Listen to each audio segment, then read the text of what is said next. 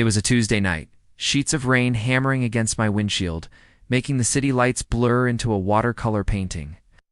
I got a ping on the rideshare app, a pickup just a few blocks away. Her name was Eliza. When I pulled up, a woman stood under a flickering streetlight, drenched with no umbrella. She quickly got into the back seat, the door closing with a soft thud. "Thanks for coming out in this," she said, her voice barely a whisper, almost lost in the sound of the storm. "No problem," I replied, glancing at her in the rearview mirror. She was pale, her dark hair stuck to her face. She looked exhausted, like she'd been running for miles. She gave me an address on the other side of town, near the old abandoned docks. A strange destination for this time of night, but I didn't question it. We drove in silence, the only sounds being the rhythmic thump of the wipers and the distant rumble of thunder. After about 10 minutes, I asked, "So rough night?" Just to break the heavy silence. No answer. I looked in the mirror again. She was gone.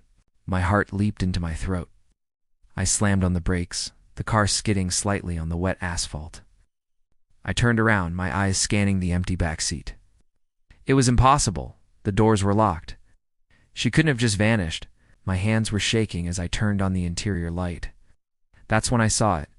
The seat where she had been sitting was soaked, and on the floor mat, perfectly clear, were 2 small, wet footprints, as if she had stood up and simply dissolved into thin air. I sat there for what felt like an eternity, the rain lashing against the car, my mind racing.